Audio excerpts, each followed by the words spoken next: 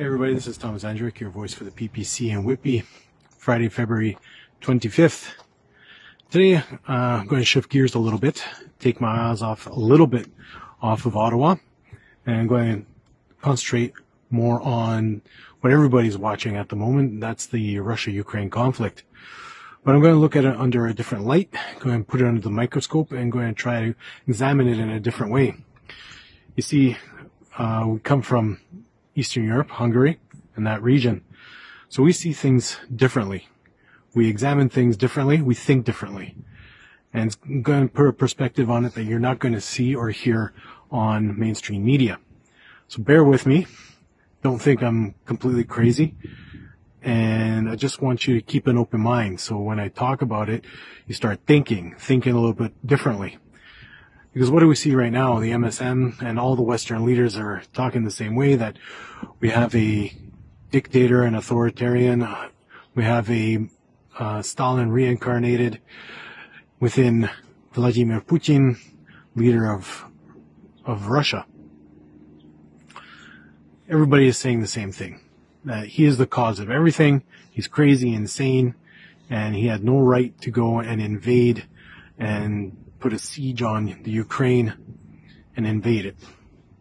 Don't get me wrong, war is never the answer. Nobody comes out well at the end of a war or during a war. War hurts everybody. Let that be physically, let that be economically. War is terrible. Diplomacy is always the answer. We should never be looking to war. War is the final and last means to be able to come to an agreement. It's the final resort. However, let's take a look at this Russia-Ukraine conflict, because there are a number of points that I want to show you, a number of points I want to quickly talk about, so you get an idea of where I'm coming from, where many of us see this whole conflict arising from, and why perhaps the West looks at it on a completely different lens. All right? Point number one, let's look at NATO. We know that since the fall and the dismemberment of the USSR, the Soviet Union, Russia has been asking NATO to stay away from its borders, to keep a distance from the borders. They asked NATO to not put military bases in the former Eastern European country, Eastern European bloc.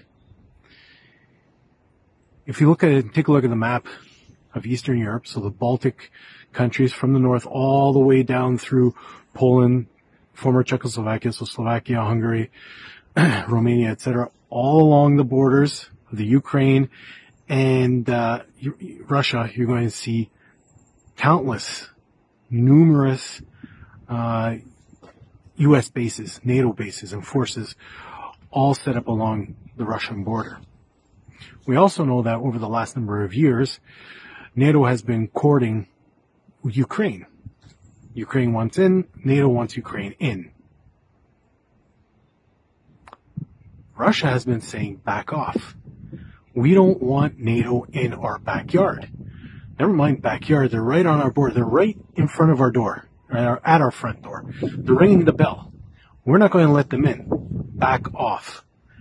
They feel that this is a threat. They feel that this is aggression from NATO's part and the USA's part.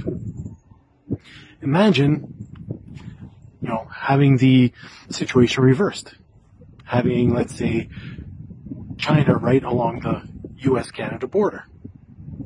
Would we not say back off? Would we feel that that is aggression? Would we not feel threatened? Of course we would. Back off. Russia is enforcing and asserting its will and its thoughts and its fears as well through this invasion of Ukraine. Understand this. Point number one. So, NATO. Point number two. We're getting more into the economics. Here we have oil and gas pipelines. All oil and gas goes through the Ukraine to Western Europe. Western Europe does not have its own gas and oil resources. It just doesn't. It gets all of its gas and oil from Russia. One of the reasons why they built the Nord Stream 2 pipeline or they were building it at least, they wanted to have it built under the Northern Sea so that they could get around the Ukraine and have the gas and oil come from Russia, directly from Russia. You don't have to go through the Ukraine. There are always issues with the Ukraine. Ukraine would close the taps off, not once, not twice, but many times. Steal oil and steal gas off of these pipelines, cause major problems. But also we have the USA. USA wants in on this economic prosperity. They also want money off of this. That's why Nord Stream 2 was shut down, because now all of a sudden, especially under President Trump, they're saying, okay, well, buy our gas, buy our oil. We'll get it to you for fairly cheap and we'll make an alliance with you. Western Europe and the West wants those pipelines to secure gas and oil for Western Europe. It has nothing to do with the Ukrainian people, by the way. It has everything to do with Western Europe wanting the security of those pipelines. So they want to be in. They want to have Ukraine join the Western alliances to ensure that that is the West, controls the pipelines. Russia saw this. Russia had foresight. Putin went in. And he's going to ensure that nobody takes those pipelines. Nobody controls the pipelines but them.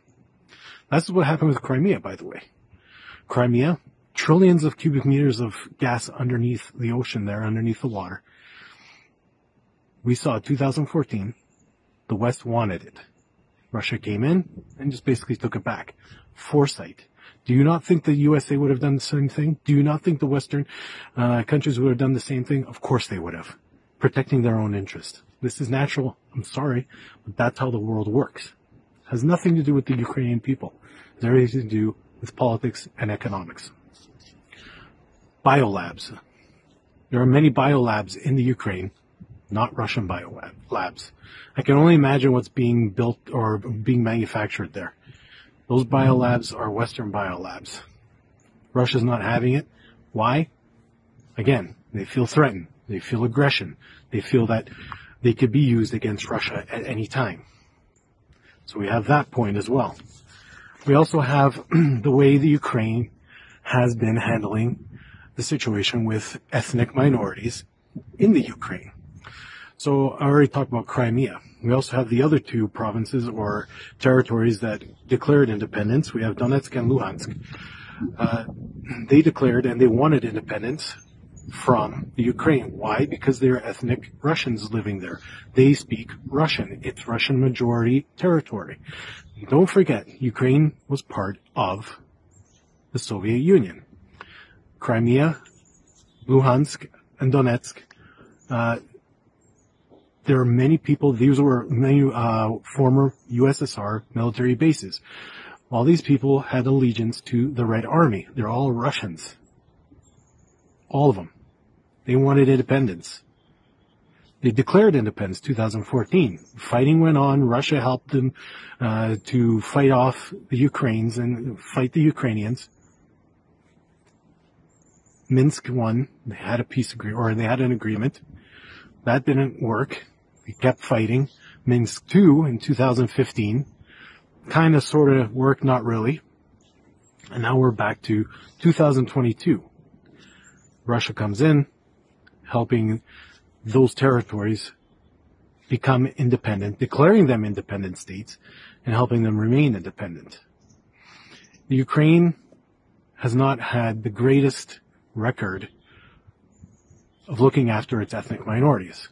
I'm Hungarian by descent. There's a Hungarian minority. After the Second World War, a territory was annexed to the Ukraine in Western Ukraine from Hungary, with Hungarian majority speaking ethnic minority within the Ukraine. So there's an ethnic minority of Hungarians in the Ukraine. The Ukraine passed laws that ethnic minorities cannot speak or be served or helped in their own native language, and they do everything to suppress these ethnic minorities from practicing their language, using their language, and practicing their culture and heritage. This is true. They do it physically, they do it economically, they threaten, they keep them in fear. I know this, I've seen it, I've heard it, we talk about it. This is absolutely true. Unfortunately, the Ukrainians are not angels.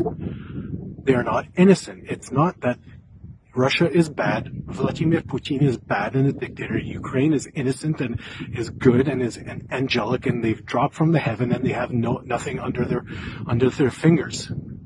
They do. And this is one of them.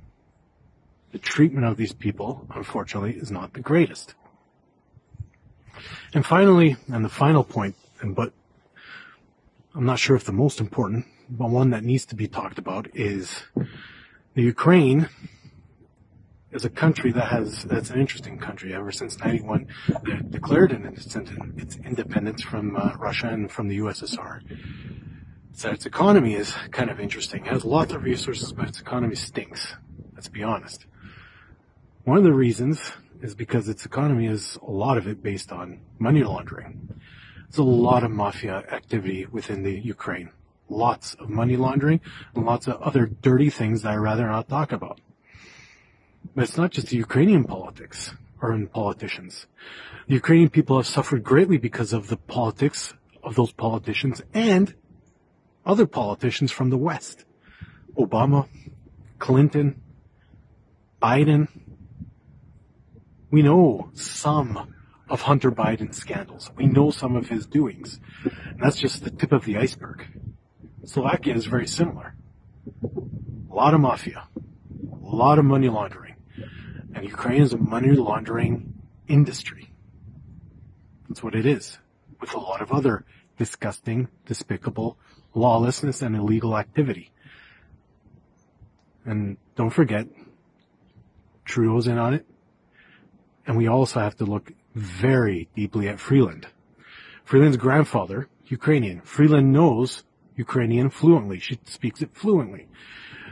Freeland's grandfather was an editor for a Nazi paper in Poland and in Ukraine during the Second World War. This is true. In fact, you can look at it.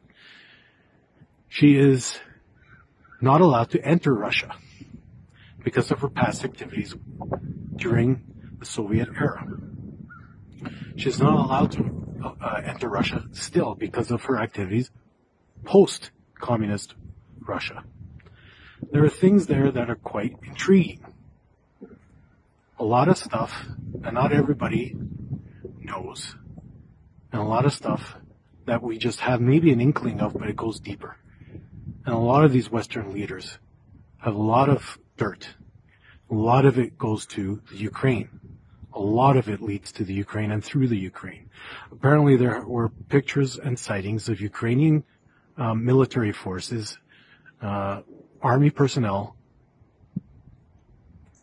burning lots and lots of papers and documents. Don't know what it is. You can speculate. I'm just saying it's interesting. It's also interesting to note that Vladimir Putin and the Russian forces are not occupying. They're not staying. They're not stopping. They keep moving. They're just advancing and moving in on Kiev, the capital. They've set up shop in Chernobyl, which is not too far. It's about 50 kilometers from Kiev as a base. They're moving in. That's where ground zero for a lot of these politicians is. These are interesting times. We think that Putin is our enemy. I digress.